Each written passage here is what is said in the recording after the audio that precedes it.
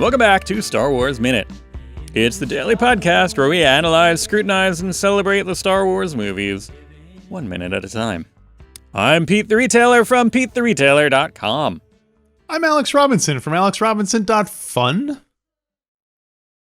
And I'm Ken Plume from KenPlume.com. Also fun? Do we each lay claim to fun? Well, we can have fun, but we can't have .fun unless you pay for it. I think it's on sale right now, though. Yes, thanks for coming back, Ken. Great to have you here. Happy to be here. I don't know how many times I've been back now. It's a few. Well, it all blends together. It's a Star Wars mishmash. Well, this has been an honor to be back for... Oh, you're not done yet. Don't worry. Oh, I have more. Okay. Let's start with minute 46 before you leave. 46 starts with BB-8 turning Dio on, and it ends with some stormtroopers breaking down a door on Kijimi. Kijimi. Did they say Kijimi or Kijimi? Oprah. Uma. Yeah, exactly. Kimchi on Kijimi. Dio the robot. And we saw just his lifeless husk last week at the end of last week, but now we see him up and running. I got to say, this is one of the things one of those Star Wars things that I kind of, a quote that I sneak into regular conversation. If somebody just awkward, I will often back up and be like, no, thank you. Just like, oh, I thought it was someone I've added that him. to my repertoire. Yeah. No. That's more of a command. I'm like, someone hurt him when I'm angry at somebody. No, I will often now just back up, kind of comically somewhat. Well, I hope back up, like no, thank you. It's good that there's now a Star Wars quote you can use for situations that you were already backing off and wanting to avoid. So it's nice that now people just think you're quoting Dio. How many folks have identified it correctly as Dio? It's like, he's doing Dio. That's a line from Rise of Skywalker. Yeah, nobody, sadly. Because I don't, I think along Alex's point, I think they need to introduce more Star Wars quotes that you can use when you're kind of by yourself. You want to be alone. You're hiding out. Functional Star Wars quotes. Fewer ones that need other people to talk to. So what would be your top choice then for a functional Star Wars quote they need to introduce? They need to introduce? So now you're asking me to write a Star War. I am. Well, there's going to be more Star War coming up, so there's always more Star War. It should be something along the lines of, you know what, I think I'm busy that night. That would be a very useful something, along those lines. Do you really need me there? Doesn't Han Solo say that in I think he says that in A New Hope when Luke is trying to convince him to go to the there I gotta scroll back and get the exact quote from Rose when they're like, Rose, you want to be in this movie? And she's like, I'm gonna hang out with the general and just read some books. So I'm in the middle of a thing. Yeah. Yes, that kind of vibe, that's what I'm going for in a quote. But yes, Dio. How do we like Dio? Fine. I mean, it's just at this point another quirky droid. It's an interesting design. It felt sort of weird in the moment of needing another BB-8 into the franchise. Like, it didn't feel like a necessary introduction of another thing. Like, there's times when Star Wars is nicely subtle and artistic in the way they introduce merchandising opportunities. And there are times when it's a bit clunkier, and Dio felt a bit clunkier to have a quirky little droid be introduced in that moment, who had a lot of intense quirkiness. Yeah. Right off the bat, to be endearing. Like, this is our endearing little quirky droid. Don't you like him? Like, he's pocket size. You can buy him. He's going to be relatively inexpensive. He's not that big. This is not a big droid we're asking you to buy. Yeah, they probably sell this at the 5 and dime. You can. And I'm not railing against Star Wars as a merchandising opportunity. No, I mean it's baked in to Star Wars. So there are just times in this in Rise of Skywalker in particular, and it has happened before in the franchise. I'm not saying it's unique to it, where things just felt a bit. You could see the insertion of something into the narrative, where it was not subtle. It was not subtle where things were done, where plot points were acted on, where narrative things were introduced. It felt like a lot of boxes to be ticked in a lot of ways throughout the film. Yeah. Or boxes to be filled with toys. Or box, and I'm fine with that in a lot of ways. Yeah. If you're watching this on YouTube, you can tell that Ken is a fan of boxes filled with toys. And yet, I was thinking, you know what? For the people watching this and listening, I will describe. It'd be nice to put like a Rise of Skywalker figure or some kind of tchotchke in the background. And I realize I really don't have anything that's Rise of Skywalker specific. The one thing I do have, and I could not get to it in time because it is in one of the boxes of figures. I have a Janna figure. Yeah. Nice. The only other thing I have, which people who are watching will periodically see, is the souvenir cup. Oh, there you go. From the theater, and that's it. That's really the Rise of Skywalker representation in my collection. Dio's head is kind of shaped like a cup, kind of has the kind of. Why it was not a souvenir cup? BB-8 was made into a souvenir cup at the Disney parks. Well, that's what I was going to say. Surely Dio must have been. Whereas BB-8 seems to be like instantly universally beloved, and you go to conventions and you see 1,000 BB-8s rolling around. I don't recall ever seeing a Dio any. He's like the perfect canteen. He's shaped like a canteen. He's your travel beverage container. Your travel BB-8. That's why you never see him at the convention, because he's on the road. I would say I 25% think he's okay, and 75% roll my eyes at him. Like you said, it's kind of like you're already like he's the Sam to BB-8's Arnold Jackson. It's almost like what? Like BB-8 was already kind of there's like a new iteration of something, you know what I mean? If they did a new, I don't know, because we already had R2-D2 and C-3PO, and then it was like, oh, when we come back, we need a new cute thing. A new analog. So here's the R2 that belongs to the sequels. Like a new double something. Yeah. I don't know. I think his design, I like his design. I was reading that it was partly inspired by Spy versus Spy, and you could totally see that with that kind of like conical birdie kind of head. I feel like it's something where this is a character. He reminds me of Jar Jar Binks, and that I would like him better if he did not speak English. If he just spoke in beeps and burrs and different sounds, I would find him more cuter. And the fact that he speaks English and the fact that it's J.J. Abrams doing the voice, it just seems so like, hey guys, wouldn't it be great if I did the voice? Oh, that's great, boss. Go ahead. You should totally do the voice. You know, it's I want to magically go through all of the guests and everybody. Like, I would just magically take out the knowledge that anything like that J.J. Abrams is involved with any of this. Take out the extra textual knowledge from any of this, because a lot of complaints about this seem to kind of hinge on his involvement too, which is, often there are times where you can tell it's like, oh, what did J.J. Abrams make this? But then there's other times where it's just kind of like, oh, I'm tacking this on to my existing feelings about it. So it's a funny, knowing about it doesn't help. He should have gone all the way. If he's going to self-insert, he should be on screen. He should have his own Baron Papanoida moment. He should be walking around, pick a different color. Right. Maybe he could be like a neon green.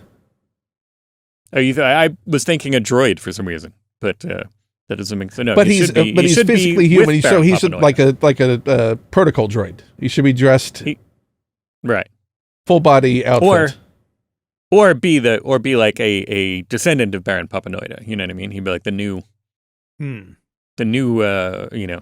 He should be the guy who stole something from Baron Papanoida. He should be like Dauphin Papanoida. Yeah. J-Braj Papanoida.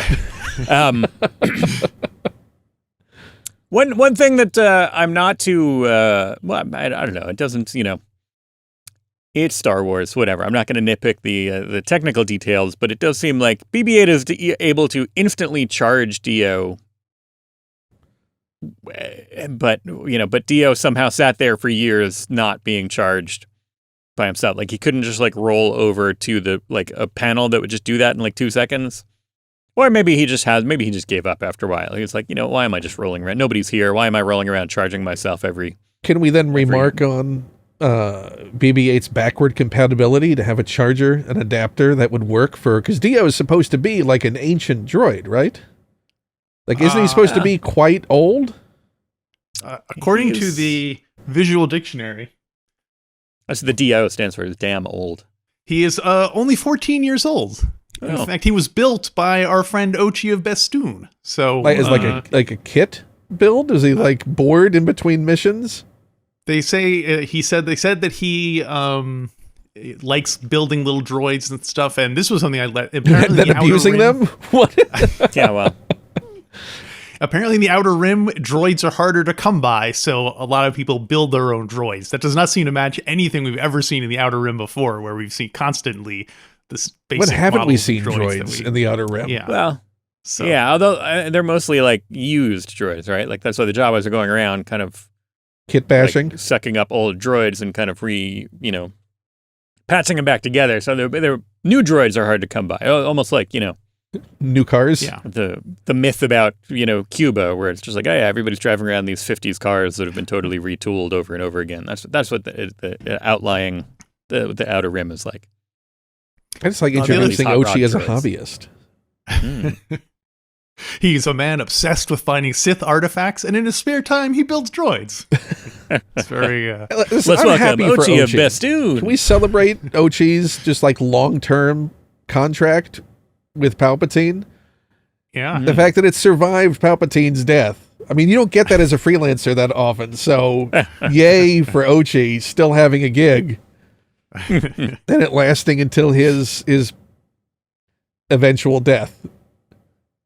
Yeah, how long has he been dead? Did we figure that out last week when we saw him? How long has he been there? 5 years? Is that supposed to be? Because was it around the time of Luke removing himself from... Could be. Because Luke... Well, yeah, it had to be before that, because Luke and Lando were looking on the look for because him. They thought he might have a clue. I'm more surprised that Ochi's ship wasn't scavenged in the time it was sitting there on a planet, because Jawas are everywhere. We've established now they have a healthy presence on every planet, it seems. Although we haven't seen any on Pisana, so maybe they just don't. Maybe there's something about the climate there that is different for them. Like maybe it rains sometimes or something like that. There's something that they don't like. They have very strict. I want to see weather gear on a Jawa. I want to see rain gear. Do they have like a slicker version of their robes? Yeah, like bright yellow Jawa cloak. Yes. Neoprene, I also want to see safety Jawas. Mm-hmm. They should. They totally have good quarantine. Like every ship that comes through, they go through, they search. Do you have any Jawas on board? We want to make sure you don't have any Jawas because you want to make sure no Jawas get on the planet because then once they get on there, once you get one, they're an invasive species, I guess.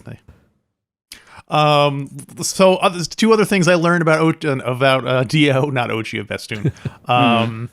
Allegedly, J.J. Abrams did the voice as a temporarily thing, but then screenwriter Chris Terrio was like, "No, you should totally do the voice. You should totally be." Sounds like something Chris Terrio would do. Yeah. The thing I kind of liked is that Chris Terrio said he based Dio on a dog he had who'd been in an abusive home, and he had adopted and kind of had to, re-socialize, and so that was. Right. The other weird thing about Dio is that he's a small droid who speaks English, and it just raises the question of, why doesn't every droid have a basic English or basic, why doesn't R2, why can he talk but BB-8 and R2 cannot talk? And why such a limited communication skill? Like he's not verbose, he's not... Yeah. Probably has a limited number of words in his vocabulary. Yeah. It takes a lot of his processor to do that. Yeah. So Ochi didn't want to pay for the deluxe kit. Right. With the... Maybe he was planning on doing it, but memory. Never got around to it, Right. So, Anyway, Well, that's the that did remind me of the, it probably started out as a temp thing, but then they're like, not only did Chris Terrio tell him that, but also Disney. Remember, we talked about the Mary Poppins rule or whatever it is, the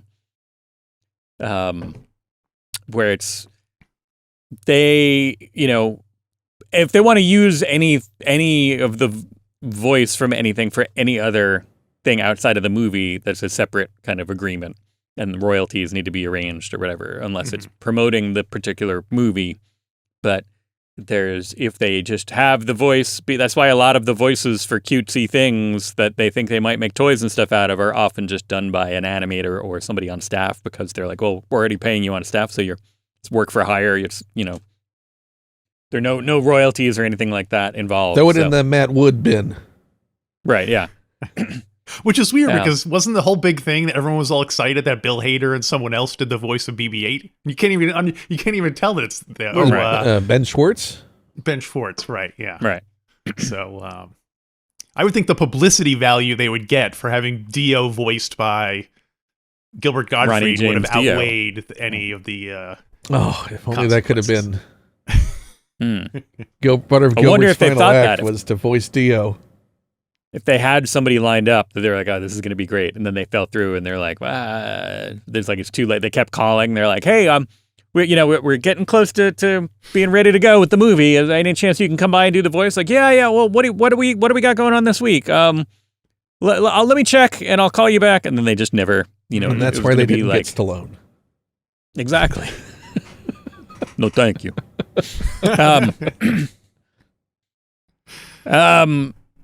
Yeah, I would have. It would be interesting to, people like that. Wow, that's what we should do. Here's another fan project that if I get the time, I'm going to end up doing. I know.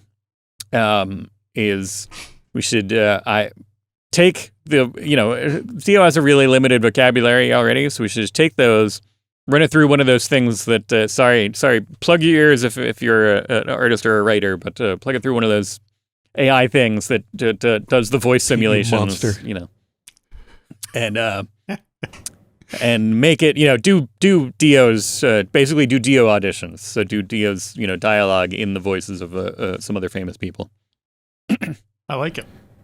All right, good. So Ray seems to think that he was treated badly because let me back that up. Okay. We know enough people that we should just get impersonators to do it. That would be funnier anyway, because they could do lines and all that. So scrap the whole, AI voice thing. We'll get Paul F. Tompkins to do his Werner Herzog. Exactly. As Dio. There you go.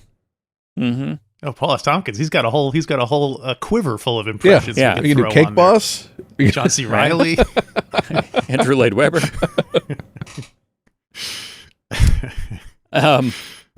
Yes. Let's do that. What do we say? What were you saying? I interrupted you. I was saying that backtrack. Ray says she reaches out. Is she going to shake his hand? I don't know what she's reaching out for exactly. Pat him on the head. She was going to do the old fix your antenna trick. Oh, the old that gets him immediately. Mm-hmm. But she seems to think he was treated badly, which seems like a leap of logic to me. Not necessarily. He doesn't necessarily mean he was treated badly. She's intuitive though. It's true. She does have every superpower. Or she just assumes that anything that recoils. Yeah. I mean, he woke up. Obviously, he doesn't know Ochi's dead, one would assume. No. Or he ran around just wondering when Ochi was coming back to the ship forever. He never left the ship, as he was still there until his battery ran out, I guess. Maybe he killed Ochi. I just think Ray didn't let him talk. He said, she was like, hello. And he was like, no, thanks. Not until I've had my coffee. Because he just, woke up. He's already jittery. Yeah, he just got woken up. Yeah, he doesn't know who these people are. And maybe he's a germ phobe. It doesn't they're in his room. mean he's... He just woke up. There's a bunch of people in his room. And one of them reaches out to touch his face. And he's like, whoa, whoa, whoa. She's like, oh, he must have been abused. She's like, what? Who are all you people? Well, I'm going to wake up Ray one time, see how she likes it. Maybe Ray's just really keen on this new power that she has. And it's just like, can I heal a droid? Can I do that now, too? That's what she's trying to do. I mean, emotionally, she was trying to heal. She was trying to fix it. Or it's that whole credit behind your ear trick she's trying to do. Yeah. Do you think once everyone found out Ray had that trick that like every little ailment, they're like, oh, I got a splitting headache. Ray, could you come over here for a second? And like do all these like minor. Right. At a party. Minor, Yeah. toothache. I just, I was breaking in new shoes, and it's just, it had a blister, and then it's, I don't know. Can you do something? Yeah, what can you do with corns? Well, yeah, the droid being treated badly just totally brings us back to the question of droid sentience and treating droids well versus, what are the roles of droids in society here within Star Wars? And it's again, they keep bringing it up, but they don't want us to ask. No, I mean, we had it's a little odd. Mando actively kicking droids in this last season of Mandalorian as a way to see if they get set off. I mean, he's full on foot planting. Yeah. And kicking those. And I guess the ones that didn't react are the good ones. Yeah. Yeah. Well, that was I was going to bring that up. They sort of adopt Dio and bring him on their adventures from this point forward. And Adoptio. That sounds like the Great Magician. Adoptio. Yeah, Adoptio. Do they assume every cute droid is a good droid? Or is this like the monkey in Raiders of the Lost Ark, where they just assume, oh, it's friendly, and then it doesn't turn out to be. I would like that, actually, if they found a cute droid, brought it with them, and it actually turned out to be I wanted him to be a sleeper. He said he was built by Ochi. He's not going to... Is Ochi just building cute, personable, friendly droids? Yeah. They've got to... That's the better one is to abuse. Like, if you're trying to be evil, you're trying to be Sithy, and you build like a nice cute thing, and then you're mean to that. That's better than being mean to like it's true. Like an ugly industrial droid. No offense to industrial droids out there that are listening. No one cares if you bother hit a gonk. But Dio has a lot of sensitive information stored within him, and has seen a few things, one would presume, in his time with Ochi. So, I would have loved if there was like a BB-8 Dio fight that was happening in the background of the film towards the end. We got a little hint of that in sort of Last Jedi, of two droids going at each other. What? Right. Dio being a little sleeper, like that's like he plays that way. Like, oh, look, he plays cute to become endearing to get in with Rey. Yeah. And that's how they know where they are. But wait, they don't have to know where they are because they go to find them. But it also could have been a good lesson having BB-8 not like Dio, because it's like a sibling rivalry thing where like the older kid doesn't like this new baby that's getting all the attention, and so maybe then they could have had a valuable lesson in there for. That would have been more interesting than Poe learning a lesson about knowing his place in the hierarchy of the military that we saw in Last Jedi. Not to keep dragging back settled cases already, but anyway, moving on. Isn't the entirety of Rise of Skywalker dragging back settled cases? Yeah. Fair enough. Along those lines, new snowtroopers. So let's go to Kijimi. Let's go to Kijimi. With their Poe is kind of lurking around corners, trying to see what's up, and there's stormtroopers all over the place. Mm-hmm. And but we see them marching by, and the ones in the back seem to be new snowtroopers. I think there's stormtroopers, but with a cape, and a slightly streamlined thing. Is there a picture of the new stormtroopers in your book, Alex? Of course there is. Are they just more accessorized, but the same general armor? Well, instead of just like a skirt, they have a full like a dress, right? Like a full cape. Yeah, there you go. Those of you who are watching the video, you can see a Stormtrooper Garrison there. They have a cape. That's his name. I was very curious as to how the backpack works with the cape. If the cape is a split and drapes over either side? I don't know. Is there a hole in it where they can kind of click the thing on and not have to... Is it intended to be used also as a shelter? I would like, it'd be for me, because then they would show it and it would look fake and it would look weird. But I was going to say it would be cool maybe if the entire cape and cloak just like rolled into the backpack. Like the backpack was a cape holder and you hit the button and it like a window shade. It does like one of those tape measure things at the end and does that little flap. Yeah. But they would show it and it would look fake. That's the problem. Unless if they made it a practical effect. Hey, I'm not saying all CGI is bad, but for this kind of a thing, I would like to see it as. But a if you were a effect. snowtrooper, you'd be playing with that thing all the time, right? Oh yeah, just in, out, Yeah. in, pressing the button. That'd be the most fun ever. But I do really like that design. You know what? I would like a classic kind of Hasbro kind of late 90s era 12-inch figure of that snowtrooper. Or like sideshow, like, you know, the highly like the sideshow the GI Joes that they made, the Real American Hero kind of GI Joes that were like 12 inches. I want that, but of that snowtrooper. It's a really cool. So what you're saying is you want a hot toy but affordable. Yeah. I was hoping that when you said this, Ken would just reach back into his treasury and then be like, here it is. I believe there is on the top shelf. I think there is a Hot Toys First Order snowtrooper. Really? Wow. Yeah. I think they did that. There I you think they did the Flame Trooper from that film. Mm-hmm. I think those were the two variations that they did other than the standard Stormtrooper. Because we did see snowtroopers in Force Awakens at the end. Starkiller Base had snowtroopers on it, I think. But were they slightly different design? I don't know. We'd have to contrast and compare. That I couldn't tell you. I only Where's have the my other Rise of visual Skywalker. It's Yeah, behind mine's my out on curtain there, so I can't Somebody get to call it. Pablo. Pay no attention to the book behind the curtain. Well, in addition to information on snowtroopers, the book, the visual dictionary, also gave me some information on Kijimi. Population 310 million, so not that big because it's only a whole planet. There's no central government. Once the twin blows of the Empire falling and Jabba the Hutt being killed sent all the criminal underworld into chaos and disorder, and then Kijimi there's no centralized government, which I think is kind of cool.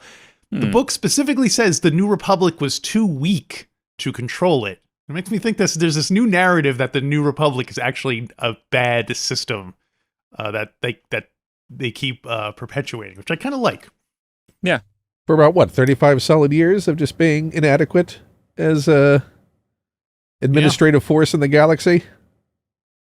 And we have to assume that once the First Order blew up the Hosnia Prime and basically took over, that it's going to be very difficult for the New Republic to. But even then, they were launch. hobbled. Don't we see in Star Wars Resistance that essentially the First Order is sort of flagrantly out there operating? What is Star Wars Resistance? the relatively short-lived animated series. For those listening or watching who don't know what it is, it takes place right before Force Awakens. But the First Order is seen just sort of still out in the galaxy, intimidating and making moves for control of planets and systems and such.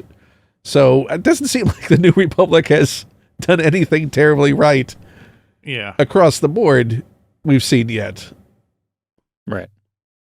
But weirdly, the book tries to have it both ways. It talks about how there's no centralized government and the planet is being run by criminals, and yet they talk about how this ruinous occupation by the First Order. Like, it seems like they're the ones kind of restoring order to a planet that is descended into chaos. Which is it? Do you want, anyway. Ruinous to the crime that's actively going on this planet? Well, that's the economy, Yeah, anyway. Ruinous. Yeah, so we don't really get to see much of Kijimi. It seems dark and cold and spotlighty. And very stagey. Yes. Like just random spotlights going all over the place. This is of all the things that felt, because it is ostensibly an outdoor location that you're supposed to be, the outdoors of this planet. This thing feels very contained on a soundstage. Yeah. This feels like the movie version of a stage play. Like this could have been shot at Galaxy's Edge. It feels like that sort of compressed force perspective. Like we only built this, 35-yard square area, and we're going to shoot everything, and everything's going to be on multiple levels, but it's all contained within this because we don't want to build out too much. The stormtroopers in the back are actually little people or children, just kind of dressed in. Everything's built to scale. Which is weird because if you compare it to what is somewhat similar an action of like a contained area of the opening of Force Awakens, when you have that whole ambush on the village with Lars Santeca and such. That feels like an outdoor shot scene. That feels like a wider breadth for this tiny little village than what is ostensibly this, biggish city that is being assaulted by the Stormtroopers that feels like it's shot in a void. Because you don't see anything beyond the buildings. Like, it seems like it ends in like this black backdrop void, and these random lights, they're doing fill within it. Yeah. It just feels very small. It's weird to feel very small in something. At a time when they had a lot of money, they were throwing at these things. And people complain about like the use of the volume in the modern Star Wars shows. This felt, not to use it as a pejorative, but people have taken it and used it as that. It felt very volume-y. Like it felt even smaller than that, I feel like, in a lot of ways. They lowered the volume in this movie. Well, that's all I have for minute 46. Yeah, we get more into the town on Kijimi here in a little bit tomorrow. Ken, was there anything else specific to this minute, or can I ask you if you can come back tomorrow? I have nothing else specific to this minute. Okay. Oh. And now I'm waiting to see if you do in fact ask in your life. I have nothing else but Star Wars Minute. This is sustaining you. I just want to say because I'm going to forget before tomorrow, but Natharin Kijimi. Thank you. I was going to say Kathy Kijimi.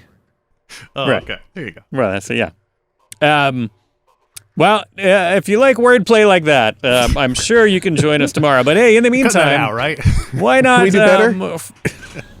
Find us on social media. Twitter is still around, I think. Instagram, TikTok. We're at Twitter, we're Star Wars Minute. Instagram and TikTok, we're The Star Wars Minute. StarWarsMinute.com/Facebook will take you to the Facebook group. And, we're around. So find us, talk to us, and we'll find you back here tomorrow to talk to you about another Star Wars Minute.